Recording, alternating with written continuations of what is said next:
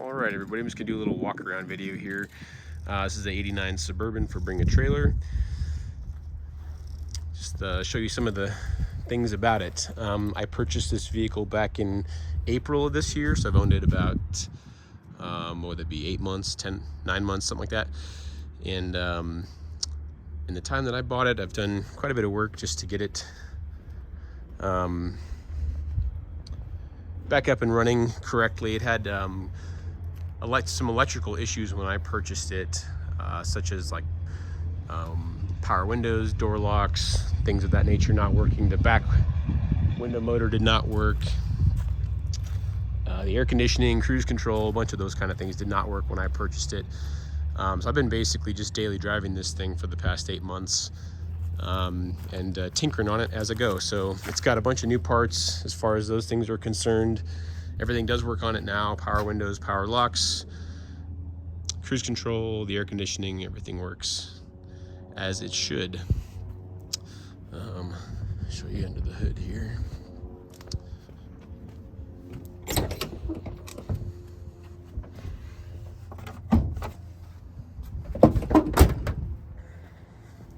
Bunch of old Chevys do this where when you pop it, it doesn't quite pop all the way, so you got to give it a little thump to get it open. Let's see, it's got a brand new PowerMaster alternator. I think it was like a 180 or 200 amp alternator. I'll post that in the description. I did put a new battery in it. There's the new air conditioning compressor, as well as the canister there, that was new, and the pressure switch as well. Those are all new. I did put a water pump on it as well. When I first bought it, didn't seem like it had great cooling. Come to find out, I think it was just an air bubble in the system, because even after I did the water pump and the thermostat, that did continue to happen until I really burped the cooling system to get all the air out. And now it seems to run great as far as the temperature is concerned. Let's see, it's got the factory jack in place. Everything else is pretty much factory under here. Factory jack handle, and the lug wrench is there as well.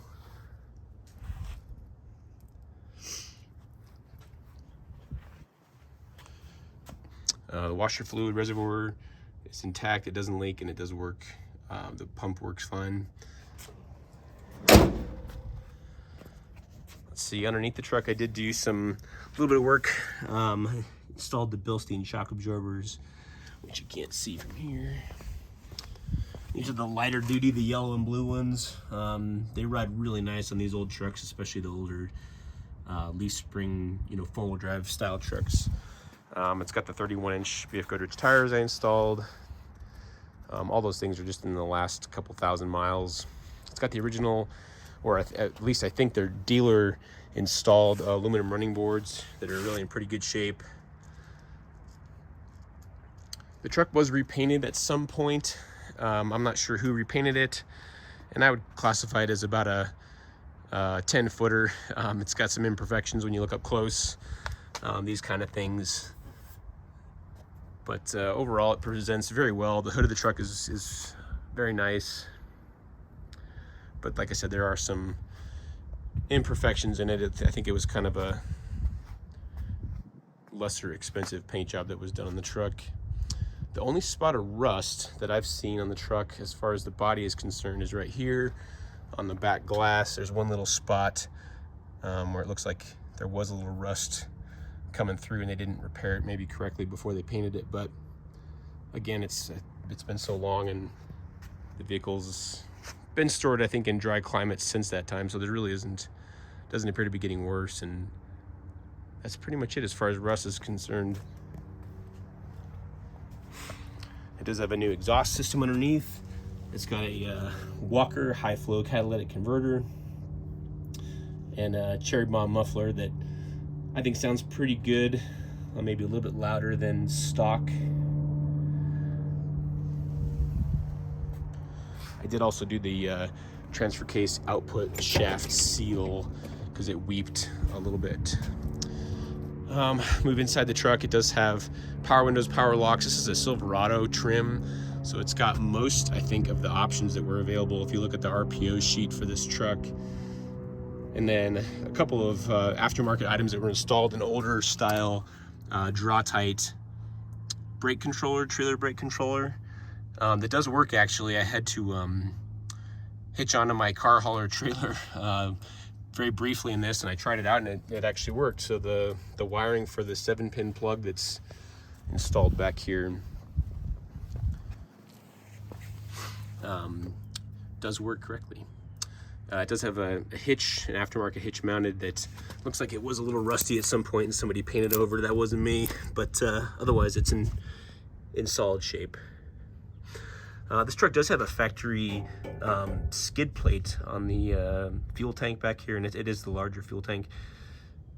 I thought maybe that was aftermarket, but doing a little bit of research, that does show up on the RPO sheet as being a factory option.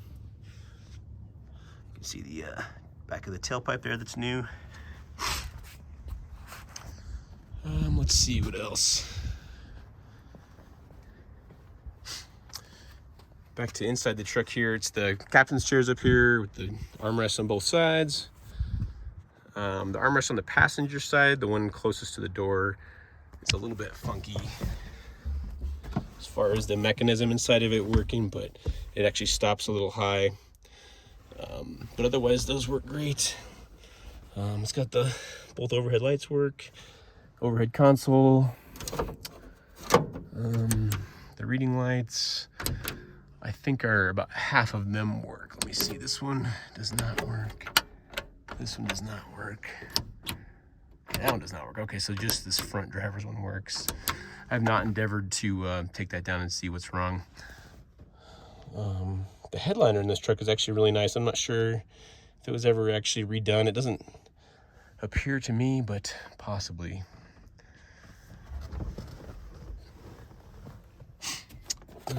Let's see, the visors. I did install a retro sound aftermarket radio, and so it's got a Bluetooth speaker there, which is actually kind of nice. It's a factory style in terms of how it's shaped and things. It fits in the factory hole. That was a really straightforward installation, and definitely highly recommend. I'm going to do that on whatever truck I end up with next, because I love that radio. It works really well. The defrost switch for the back glass, and it does work. The rear window switch also works, powered up and down. This has the cigarette lighter.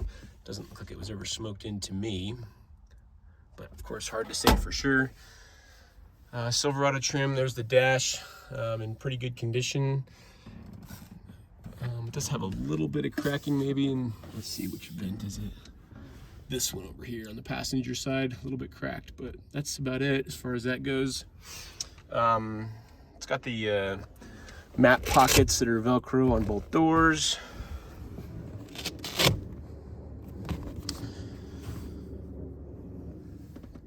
I did have the carpets replaced. I ordered it from, I think it's Auto Custom Carpet. I'll have that receipt in the description also. I had a local guy here install it for me, and it turned out really nice. It just had some stains and things that I thought kind of detracted from the inside of the truck, because otherwise this thing is very, very nice inside. And so I went ahead and had those carpets redone. It's got the third row back there. Let's see, 4-wheel drive all works great. This does light up with the headlights. Like I said, this is an air conditioning truck, and it does work. It does not have the rear air, it's just the front up here on the dash. It does not have the console in the rear. Odometer today shows 90,341. I really think that's probably fair. I think it is under 100 just based on the condition of the inside of the truck, but I can't say for sure. Like I said, it's a cruise control truck, and that does work also. The washer fluid works, everything works on it. It's a tilt column, which is kind of nice. And this is the newer style wheel that came on the, I think, 88, 89, 90, 91 Suburbans and trucks. Let's see what else. I can fire it up and do a walk around outside. with the exhaust system that I built for it. It's a little bit louder than stock, although I would definitely not call it like obnoxious. Just has a little bit of a deeper rumble to it.